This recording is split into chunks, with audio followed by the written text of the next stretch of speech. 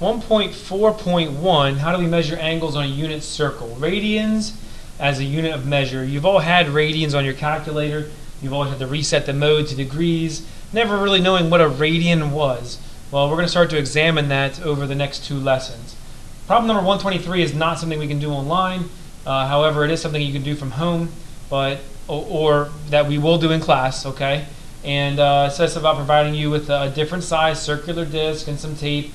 Take the rolled tape, you tape it around the disc, and cut it off so it's exactly the circumference of the disc. Then you measure the radius of the disc, okay? And you take your tape off, you put it out on a flat surface, you mark off each radius length, all right, one after the other across your tape, okay? And then when you're done, what you're going to have there is a number of radii in that circumference. So let's say we have a circular object, okay? I go ahead and I put my piece of tape on here. I wrap it all the way around my circular object, all right, to here, and then I cut it off, all right? And then I take that tape and I peel it off of my circular object, okay? And I lay it flat on my table. So I have a length of tape. And then what I do is I take and I measure the radius of my object, okay, whatever that is, and then I go ahead and mark that radius off on my tape, okay? Alright, let's try to make this at least mildly accurate.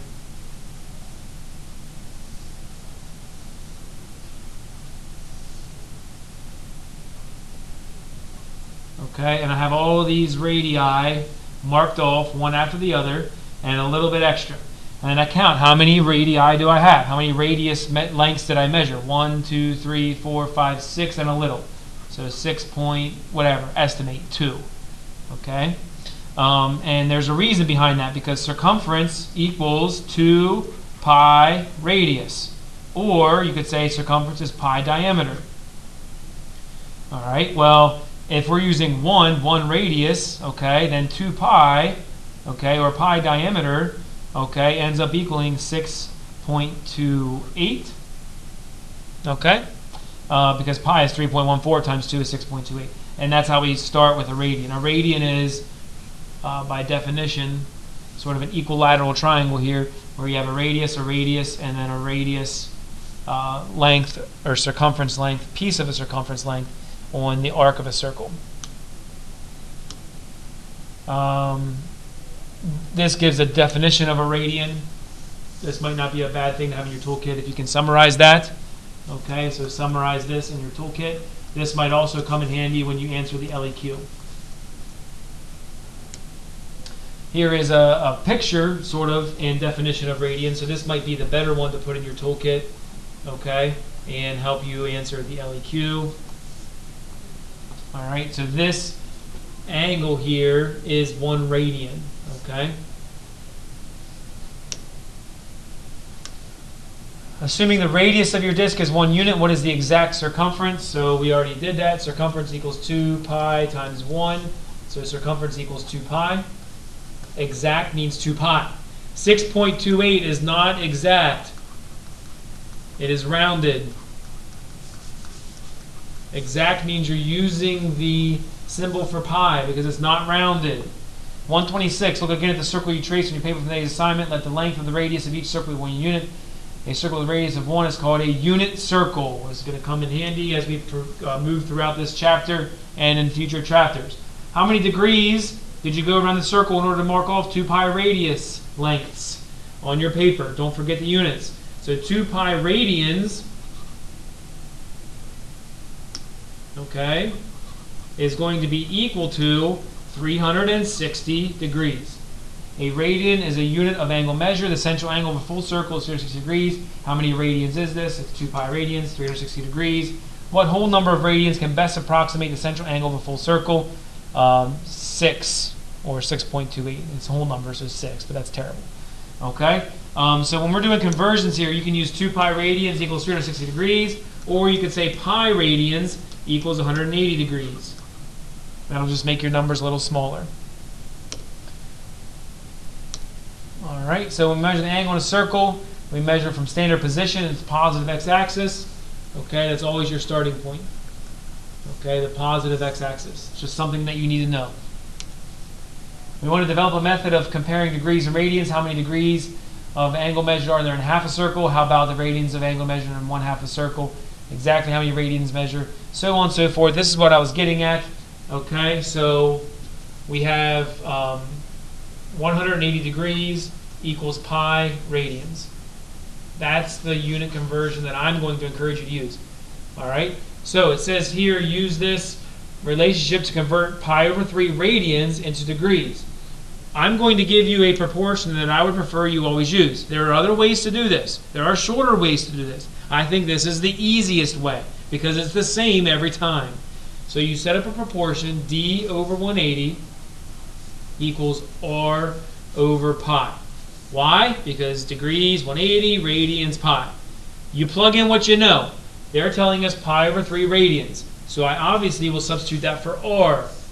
So in doing so, I'll have d over 180 equals pi over 3 over pi. Then I cross multiply and I solve for d. So pi d, 180 times pi over 3. So d pi equals, and then 180 times pi over 3. Well, the 180 and the 3 are divisible, so you're going to have a 60 pi. Okay, you have a pi on each side. They cancel, so there are 60 degrees. Done. The advantage of using my method here, using a proportion, is it works no matter if you're doing degrees to radians, radians to degrees. So, letter D, 200 degrees, is how many radians? So, same idea, except now I'm substituting 200 for D. So, I'll have 200 over 180 equals R over pi. Process is the same. Everybody and their second cousin twice removed knows how to cross multiply and solve a proportion. So we have 200 pi equals 180 r, then I divide by 180, and I reduce. Now, anytime you're writing an answer for radians, never multiply by pi. Keep it as an exact value. So the number of radians here will be 20 over 18, which reduces to 10 over 9. So 10 pi over 9 is the best answer. Do not multiply by pi.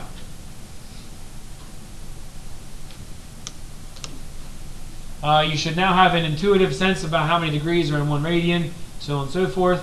There are pi radians in a half a circle, 2 pi in a whole circle. Now find how many degrees are in 1 radian to 3 decimal places. So same process. Degrees over 180 is going to equal 1 over pi. Okay, so I cross multiply. All right, so d pi equals 180. So degrees will be 180 over pi. Now, if they want an exact answer or decimal places, then I would take 180 divided by pi. Okay, my calculator says that that will be, it's like 180 divided by 3.14, so it's going to be 60 something, probably 50 something, a little less than that because it's bigger than 3. So 57.29 degrees is 1 radian. You never have to know that, by the way. How many radians are in 1 degree? Just figure that out. Accurate to 3 decimal places. So we figured out how many degrees are in 1 radian. So radians in 1 degree, so 180 over 1 over 180 equals r over pi. So same process, pi equals 180r. Divide by 180. So r would equal pi divided by 180. So pi over 180, and we're going to get a really crappy decimal here, 0.0175 radians in 1 degree. Again, you never have to know that again. Convert the degree measures to radians, use pi to give an exact value. This is what you need to know. This is where the money's at here, okay? So 180 degrees, we already know that. That's pi radians. Negative 36 degrees. That's going to bring up a topic that we're going to talk about later. But for now, let's just figure out negative 36 degrees over 180 equals r over pi. Okay? So negative 36 pi equals 180r. Divide by 180, and then reduce. Okay, so 36 and 180, how's that reduced? Well, if you've never been shown this before, this is how you're going to do this. Negative 36 divided by 180, and that gives you a decimal. We don't want the decimal, so push math, fraction, and that changes any decimal to a fraction. So we have negative pi over 5. Okay? 2 pi degrees. That's not something you see normally. okay? But that's what they're asking for, so that's what we're going to do. Okay, now it's going to present a little bit of a problem here. 2 pi times pi, yeah, you guessed right, that's 2 pi squared, equals 180r, okay? Divide by 180, and 180's cancel, so that in radians will be pi squared over 90. And again, if we want an exact answer, then you leave it as pi squared. There's nothing wrong with that. Convert the radian measures to degrees. Now the nice thing is you're still using the same proportion to do this. Okay, same proportion. 3 pi over 2. I know that that's 270 degrees. You don't know that yet, but you will. So we're going to do it the old-fashioned way. Let's say d over 180 equals 3 pi over 2 over pi. I cross multiply, so d pi equals 3 pi over 2 times 180. So that's going to be 90 times 3 is 270 pi. And then my pi's cancel, so I end up with 270 degrees. Okay. Letter B, 7 pi over 6. Let's see here. That's going to be 210 degrees maybe. I'm a little rusty here, so bear with me. 7 pi over 6 over pi. Okay, so cross multiply. D pi equals 180 divided by 6 is 30. 7 times 30 is 210. Look at that. Pi's cancel. We're looking at 210 degrees. Again, you will memorize some of these as this chapter goes on, actually by the next section. So letter C, 2. Okay, well there's no pi involved here. That's a little different, but it's still possible. So you cross multiply. D pi equals 360. Then you divide by pi. So degrees will be 360 over pi. Now, anytime we're looking for degrees, you can actually go ahead and get a decimal answer. We don't want pi involved anymore. So degrees is going to be 360 divided by pi. So it's going to be a little less than 120. Whoops, getting ahead of myself. And we get 114.6 degrees. And that's okay. Decimals for degrees are okay. For radians, no. We want to try to avoid them. Okay.